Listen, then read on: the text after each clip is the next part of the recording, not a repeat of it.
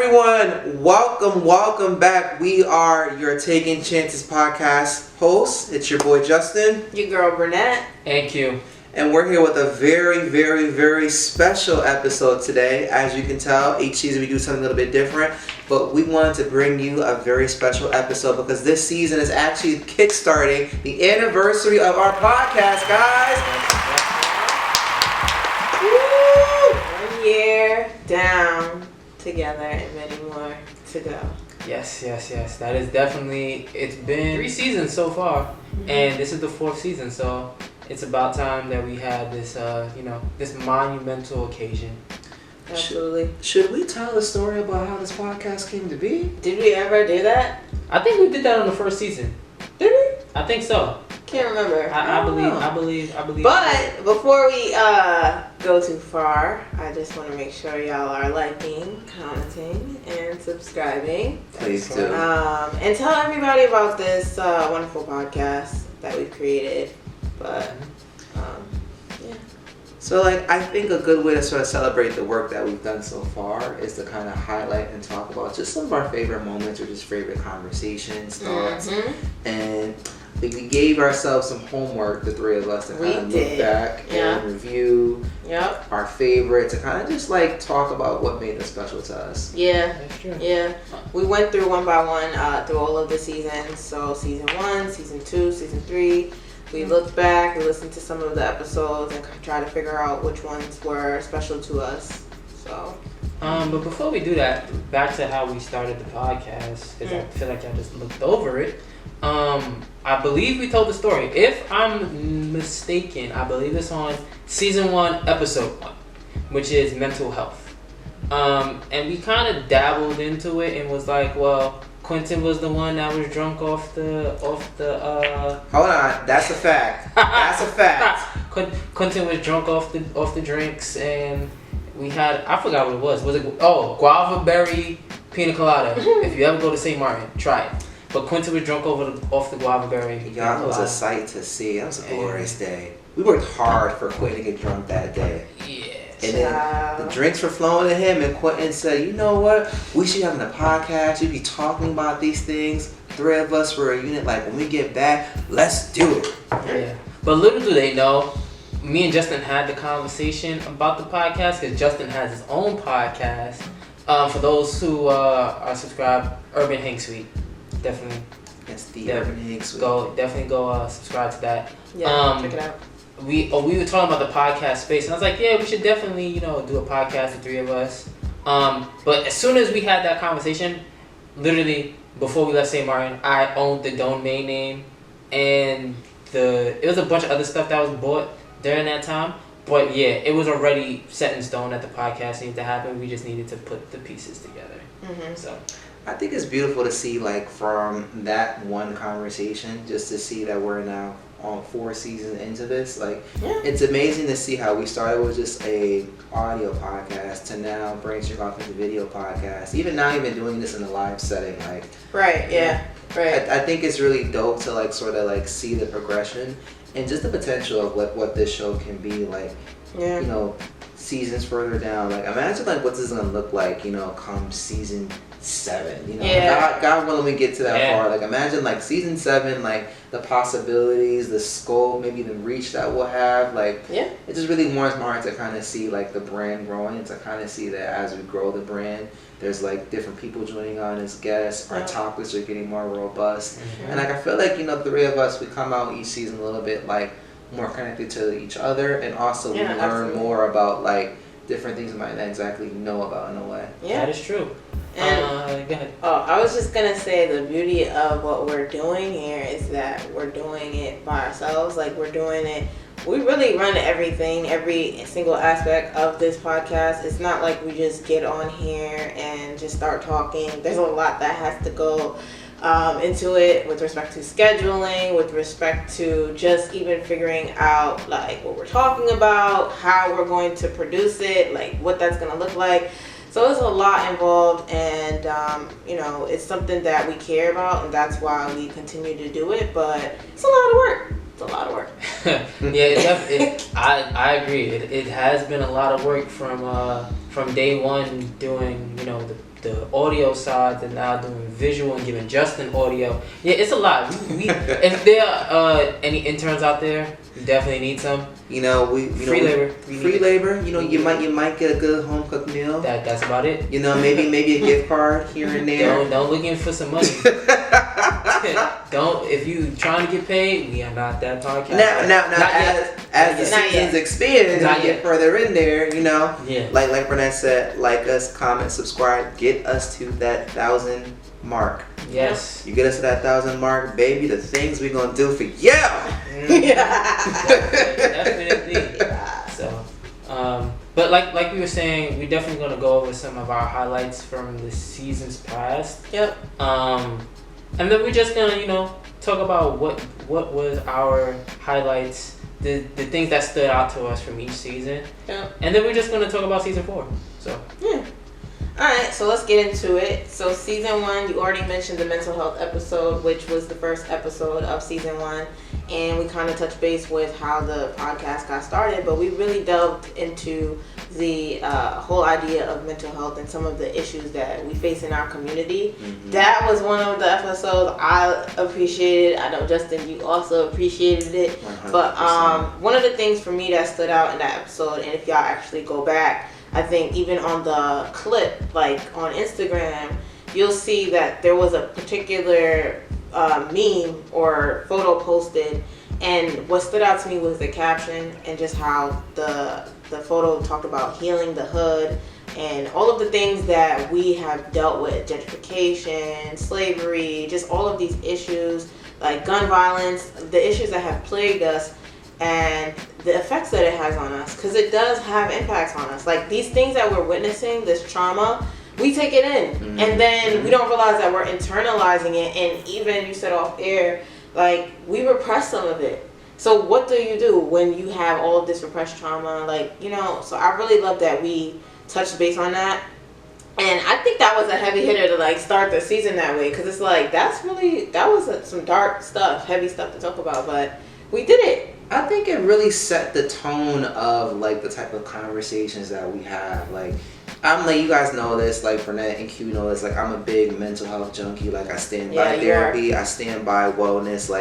You gotta do things that make you feel good and take care of yourself, because we really are in a really weird place where there's a lot of different things happening right now, and there's a lot of people that are really internalizing that pain that we're collectively feeling, but we're not exactly doing the work and taking the resources we need to really heal ourselves and just nourish ourselves. Absolutely. People often think that wellness is just, I'm gonna, wake up and be optimistic, or I'm gonna, call a friend. The thing with wellness and mental health is that people don't know the proper way to really come back in within themselves. And Burnett, you said it, off air too, was that people often think therapy is negative, mental health is negative. In reality, all therapy is rooting oneself back to their own roots. Yeah. Your therapist is only going to help you be the better version of yourself. And I think for me, I was really happy to start, this new venture with a subject that was near and dear to me, but it's a subject that I kind of felt really we all could connect to in one way, shape, or form. Yeah, absolutely. Yeah. So for me, that was one of my favorite episodes. I really had a special place in my heart, and I'm glad that I was able to even have that type of discussion with the two of you, because it's not something that a lot of people want to talk about, and that's something that's going to live on, and I'm glad that we were able to do it. I think that this brings us to a much debated topic. Burnett held it down on my side with this topic. Q, we kind of left him to the side. Episode 5 of season 1, Day Ones versus Real Ones. Yeah, that one was interesting, because I feel like we had a good debate with respect to people who's been in our lives since we were young versus people who maybe we met later in life, but they held us down since day one. Mm-hmm. And you said a really good point, Justin, on that episode. Your real ones have been real since their day one, and I relate to that. I feel like I didn't always have friends who stayed in my life from when I was younger, but I feel like the people who I met later on in life, they've been there for me. Y'all held down. So I'm just for me, that was a really good episode, but it was also cool to hear like the different opinions as well. So, because for me, like I said, you can have real ones that were there from day one, they were real, right? But you can have day ones who aren't real. So yeah, it's a lot of things that go into real ones versus day ones. But like I said, I'm still team day one. And Burnett was saying, do they support me? We'll talk about it further on when we get down to season 3. The shade.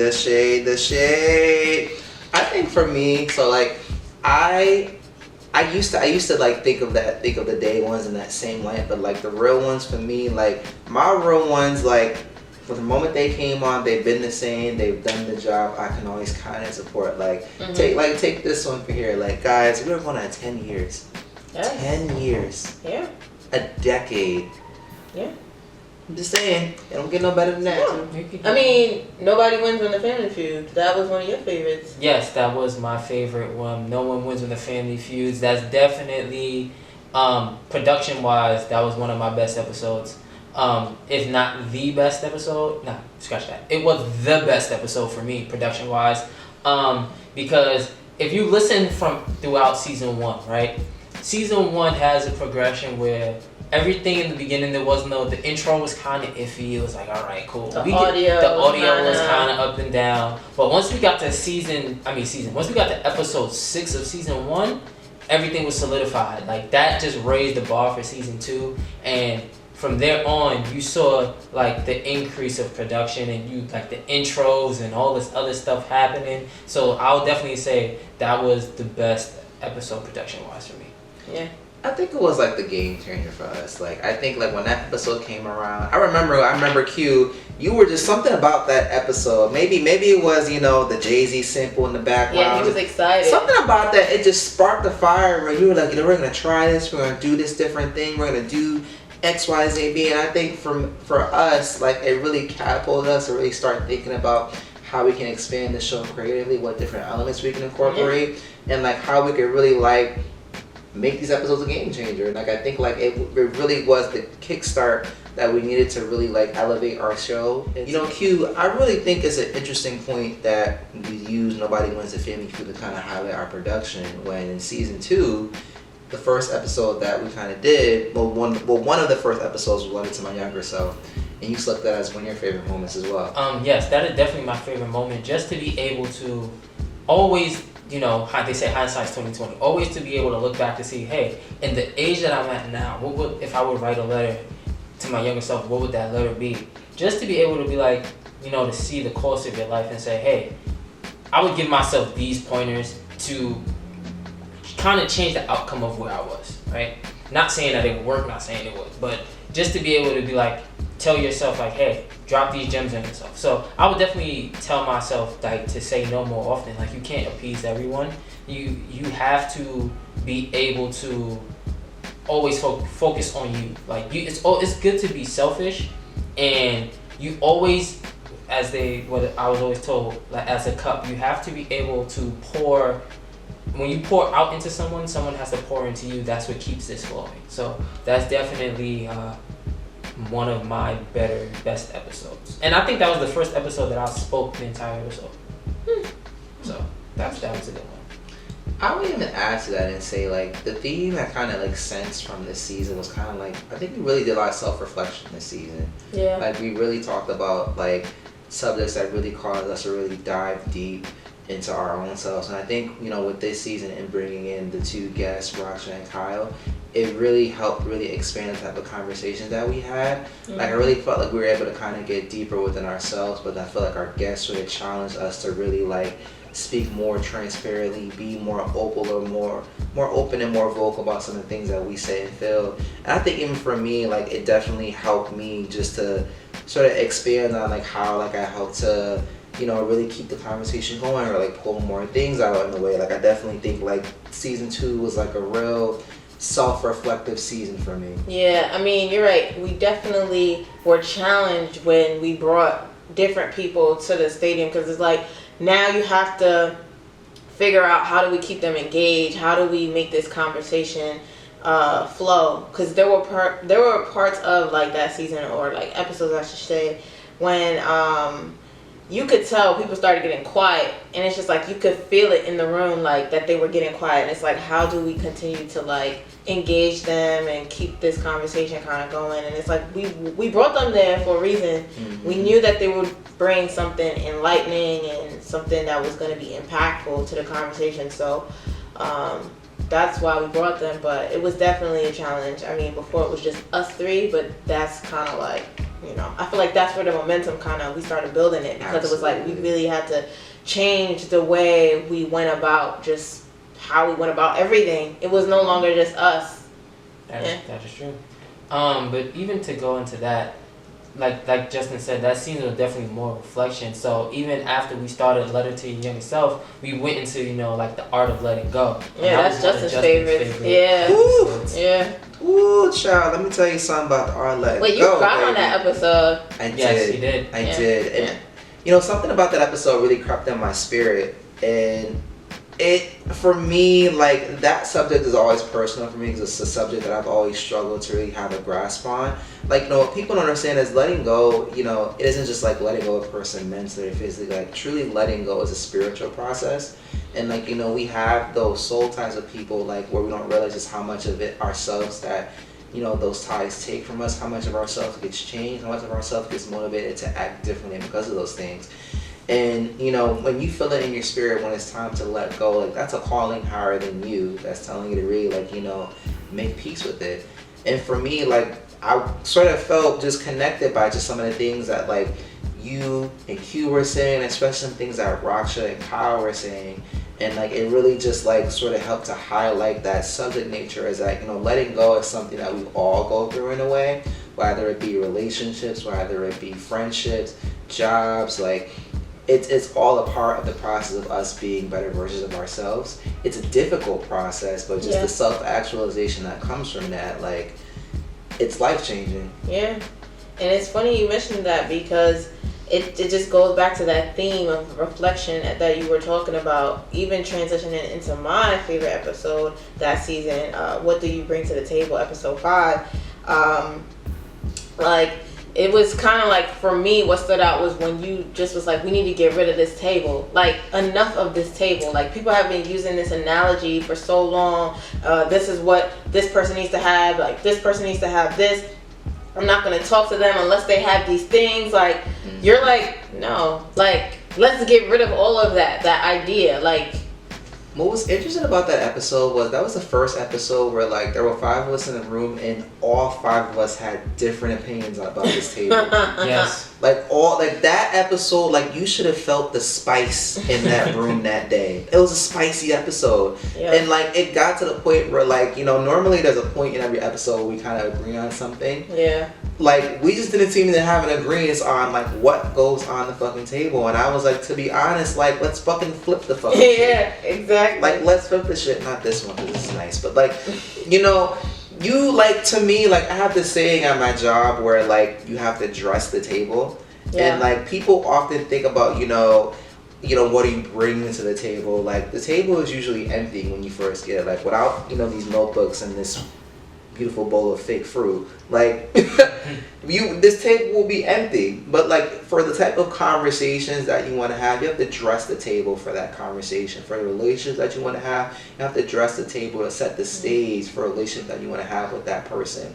And it was just really interesting to kind of see how, like, a lot of the thoughts that were going around, it's like, damn, like, yo, fuck this damn table, and let's, like, really do the work to set the type of conversations and partnerships and, you know, peer relations that you want to have with people. Yeah, and that's really powerful what you said, just about dressing the table for the type of conversation that you want to have, because they get back even to, like, holidays with my grandmother, like, when it was Easter, when it was Christmas, Thanksgiving, like, she's not using the same, like, attire for the table. Like, she may have a placemat for Christmas, she may have a different placemat for Easter. Like, you have to come accordingly with respect with what you want. Like, whatever it is that you want, you have to come accordingly for that.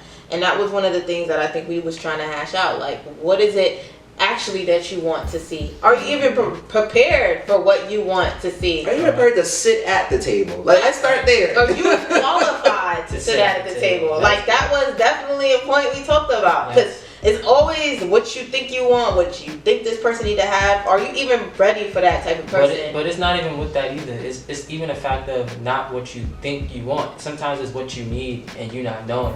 So, like Jessica said, you just gotta flip the table, because that episode, if you go back and listen to it, it was a lot of opinions, a lot of back and forths, a lot of people going at each other, and Justin just was like, you know what? I'm tired of it. We just gonna flip the whole table. Yeah. That's it.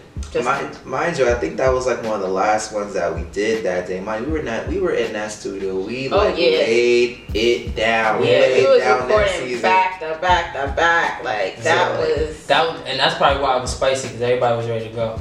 I think it was spicy. Like, it was the last subject we were excited for, and once we really got to going, like, everybody, it was really just curious. And I think also, like, for me, this episode is what helped to orient the type of conversations that we later had in season 3. I agree. I think it really, like, kicked the door open in the type of questions that we ask our guests. Yeah. What kinds of guests do we invite to the show, and how we tear the conversation. It was a lot of lessons, and I think it influenced our decision to incorporate a lot more different people onto the show. We realized that the conversations we were having are impactful, but we wanted to be really meaningful about who we brought to those conversations. So, we'll see how that worked out later on. Yeah. I think, like, season 3, like, to continue our point about season 3, like, I want to say that, like, in my opinion, like, that to me is like we were in a complete bag that season. And a lot of people have told me, well, I've gotten that personal feedback that they're like, nah, y'all really have, like, outdone yourselves. The feedback has been really good from, like, the way we came back. So just in case you didn't know, season 3 was, like, the start of Takin Chances podcast, the video series. Right. Yeah. And we definitely amped it up. It was just like, we should just, because it was also the pandemic at the time. Even though we did this whole podcast, we're still in whatever it is. Pandemic. Yeah. Right. But we just felt the need, because everybody was still, like, trying to get it together. We didn't want everybody in a studio setting. So we just felt the need to just, take it on the road and just be like, we're just going to do video. Yeah. So. And it allowed us to connect with people from all over, because we had guests in Maryland, Texas, North Carolina, like California. Like, we made it to the West Coast, y'all. We made it to the West Coast. This is why I loved that season, because we were able to reach so many different types of people that it showed the growth. Like, this whole thing started off just with us first, and it was an idea that we kind of wanted to have a platform to use our voice, but now we started incorporating people all over the country. All over the country. Like, that's amazing. I think it was like we really were strategic in how we planned this season. And you're right about that. We were very strategic. Like, we never did that before. Like, every other season prior was just kind of like we were winging it. Right. Season 3, like, if y'all look at the arc of it, we were very intentional. Like, first of all, season 3 was very black.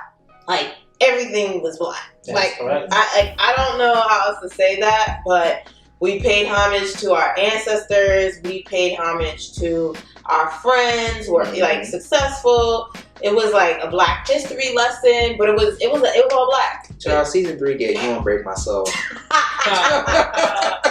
Yeah, it was fun. Yeah, like, Definitely. But we had an episode that we all collectively chose that, like, as we loved it. We definitely loved it, and that's why we also chose this as the opener of the season. Yeah, and it had to be. It had to be the opening of the season. Yeah, Black love for 2 facts, right? Because us being a Black podcast, we support Black love, right? We support that. So, and 2, the reason why it was the beginning of the season is because this couple was the reason why this podcast is even in existence. right? Yep. So we had to bring them in on the first episode. And pay homage to the people that were able to basically put this together. They didn't necessarily see it that way. They never probably thought of it that way. But respectfully, without Jasmine and Vlad, there would be no Takin Chances podcast. So correct. We paid homage, and it was, honestly, we got so much good feedback on that episode. Like, everyone was like, oh my gosh, like, the way how y'all did it, like, they were like those photos. So, and honestly, I'm really proud of that episode, because even when we thought about, like, okay, now we need to really find a way to introduce our guests. Yes. I knew that, like, my vision was like, nah, their wedding photos, crazy. Like, they're beautiful. Like, the wedding photos are gorgeous. And just us going through, like, showing the photo, showcasing it. I mean, it really felt like you was watching, like, a real TV show. Like, not gonna lie. But even the way that the discussion with the questions that we asked. Yeah, very intentional about them. You know, we were intentional about what we asked, and we were intentional about, allowing them to showcase their story. Yeah. In a way that, was in line with how they saw it. We were just like able to sort of soundboard amongst each other in different stages that we were at. Yeah. We had a married couple on the podcast, y'all. We had a couple on the podcast as well. And you got me holding down for the single folks. Holding down for y'all. But it was great because we had all the different perspectives, and that was really what was important for that conversation. And like you said, Justin, we were very intentional about even creating questions. Like we had homework. Like we prepared for that episode. It wasn't like we just got on the episode and was like, oh yeah, nah. We really prepared questions. And like we said, we don't have a writer's room. Like we actually all contributed and said like, well, this is something that we would want to touch on. This is something we think. That's how it worked. Yeah. And it was a great piece of art. Because like you said, we had a married couple who is in our age range. Yes. A millennial couple. Yeah. 2, that is something that we all are aspiring to get to. So you saw, as Burnett said, you saw the different stages of getting to that point, from single to being in a relationship to being married. So all of those stages, just to be able to see that all on one episode definitely was a powerful thing. So that's why I was first. It was either going to be first or last. Yeah. So nothing in between. I was glad that it was first though, because it kind of set the tone for the rest of the season. Yeah, that's true. I mean, and if you're somebody who watched only that episode and didn't watch anything else, I wouldn't even be mad at you, because that episode to me, like production, sound, visual, it was really a good piece of work. Like we didn't even have to do really much edits. No.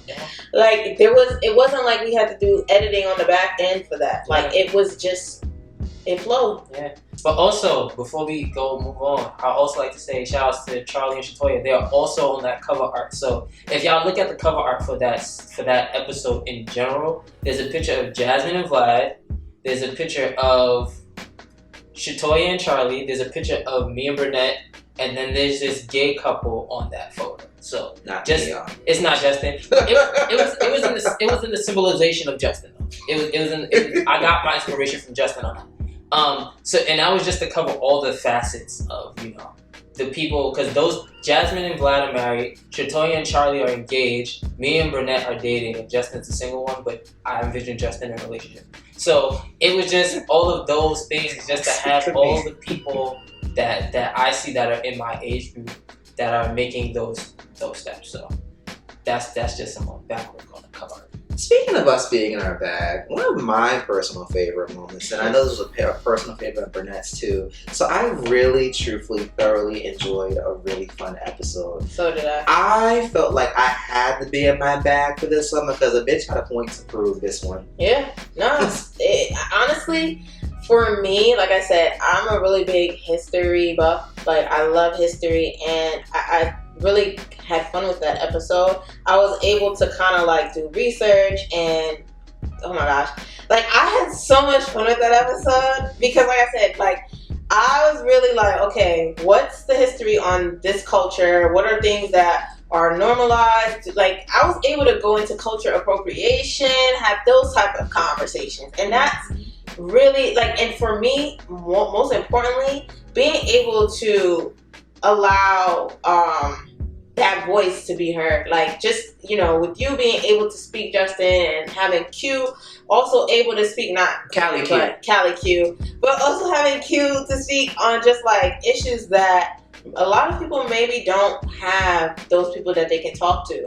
Like, it's funny. I think it was our friend Bevan. He sent me this video one time. It was like Big Frida and this guy. I don't even know who the guy was. I'm not gonna lie. But the guy was asking Big Frida, like, I'm not really familiar with all this stuff. Like, you're my homie, and I really, like, I rock with you, but I don't know, should I call you, like, what should I call you? Like, I don't know all the pronouns. Like, I don't know how to, and it was a genuine conversation, and that's how I felt like a really fun episode was. It was a genuine conversation for those individuals who maybe you don't have someone directly in your life who is in the LGBTQ community. Like, you don't have that outlet to be able to speak to someone and ask some of those hard questions. Like, we provided that episode so that, like, you can hear directly, like, you know what I mean? Like, that's what it felt like. Like, you can just talk directly and hear it, but in that video, like I said, Big Frida was just like, yo, in the hood,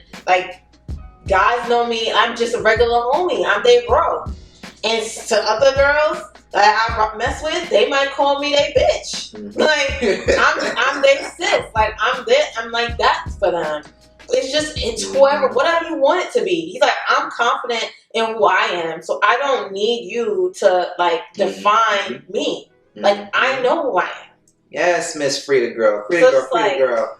I think, like, what I liked about that episode the most is, like, and you highlighted this beautifully, is that people separate being gay from being a man, also being gay from being a black gay man. Yeah. And oftentimes people feel like because I am not a gay man, I don't have the same experiences, or I can't understand or speak to some of the things that you're going through. What I loved about the conversation with Frida and with Slim Thug. Oh, okay, thank you. Of course. What I loved about it was that Slim Thug approached the conversation in a way where, like, I'm not approaching the conversation in a way where, like, I'm being ignorant and I don't know, but I'm approaching it, I'm actually inquisitive, and I like to know so that I can educate myself better and the people around me in my circle. Yeah. There's nothing worse than a man that feels like, oh, because I don't understand your experience, I'm not gonna work to try to understand it.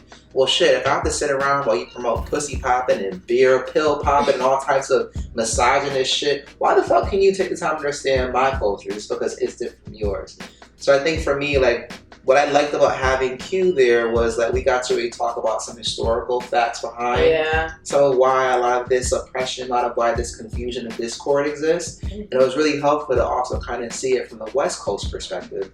I really enjoy, I also enjoy having a good tea session with the girls, but it was a really good time to really just soundboard, have fun with it, but also, like, give the real true facts in a shady but also very accurate and historical way. So, like, I was definitely happy to share that space with you two, but also share it with Q. And also, I think for me, like, it just goes hand in hand with setting the tone of just how we interacted with our guests, how we use them, the topics, the core. And I think it kind of brings me to our last episode of the season, Black Entrepreneurship.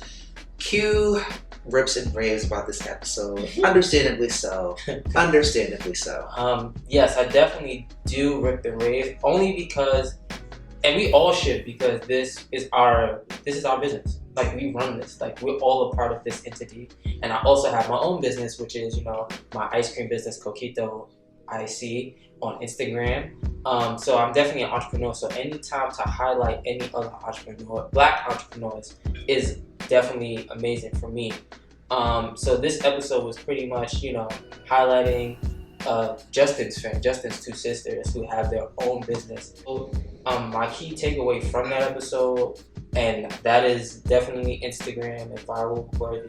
If God tells you 5 times not to do it, you need to not do it. So that's definitely me. And definitely even the end of that episode, I feel like I was in my bag for that too. The ending of that episode was definitely a good one. So I think what I appreciated the most, like, there was this one moment where, like, you, Rajana, and China, you guys were just soundboarding just, like, the overall experience of owning your business. Like, there was one point where, like, you guys had a group think as far as, like, your shared experiences. And I think I think it might have been that point about which made about God tells you 5 times. I feel like that was the moment where the three of you all were like, yes, like it was like I like being able to have that space of having 3 different business owners to kind of like reflect, share, and just it was nice to see, you know, Black entrepreneurs in the same space. And it really, I think, was another defining moment of this season of just showcasing the different facets of just how Black people can represent marriage, how Black people can represent the law enforcement, how Black people can represent the education system. Like, we're in all these, you know, additional unique spaces that I really think is amazing. Yeah. And one of the things that is interesting is like we started the season with family and we ended it with family. I think that was a full circle moment for the season overall, you know, which shows like that's something that's important to us. We wanted to make sure that we put on for our family too. Right. And I think even to segue, and I think Justin's going to segue more, just the start of season 4, right? Definitely we did all of this because this is also the anniversary season. So just the start of season 4, I believe even season 4 we start with family. So there's a lot of still. Are we ending with family? We may end with family, but I know we're starting with family. So I think with season 4, so you know, so when we talked about playing this season, we definitely wanted to sort of bring in and highlight the fact this is our anniversary season. So this season is sort of it's like a celebratory season in a way. Yeah. And we're kind of celebrating, you know, being in a elevated space, celebrating overall wellness, just the wellness that pertaining to one's overall self. We cover different topics that kind of cover different spectrums of just how to best take care of yourself and how to best celebrate yourself. So like, I'm actually looking forward to the content that we're going to produce this season because I really think that our roster of guests this season, they really bring dynamic perspectives. You know, the topics that we discuss, they're relevant, they're on brand, and just even the way that we talk about these subjects this season, it's just really impactful. And I'm really excited to see that transition, you know, to you guys watching it at home, just see the sort of commentary and just the continued elevation of our podcast after this season. And you guys may see some familiar faces too, so don't be surprised. Y'all might see some people from previous seasons. That is true. Join us again. Along with you'll also see some new faces as well. Even with this season, right, being an anniversary season, and I could be wrong. This season is extended. This season is not even six episodes. Ooh. This season has more episodes than our normal season, so it's a lot of fun stuff in store for you guys. You guys are getting a bonus episode just to celebrate you for watching us. I'm doing a bonus 2 episodes. The way we working might be bonus 2 episodes, so just be on the lookout. We have a lot of things coming, so this is just the beginning. Yeah. So guys, you know, this is the first installment of our live video series. Guys, give a round of applause for ourselves. You know, we want to thank you for watching, for tuning in, for liking, for commenting, for subscribing, for even telling a friend to tell a friend. You know, we built a community with this podcast, but like our communities, whether your community, come together. We talk about things that are relevant to our community, relevant to our personal lives, but just wanted to really just continue making that space to have those conversations and to really, you know, just elevate the platform. You know, like we said in the beginning of our anniversary teaser, like each season we try to come back, you know, doing things in a new and innovative way, and it's only one up from here, guys. Yep. That's it. So see you in season 4. See you in season 4.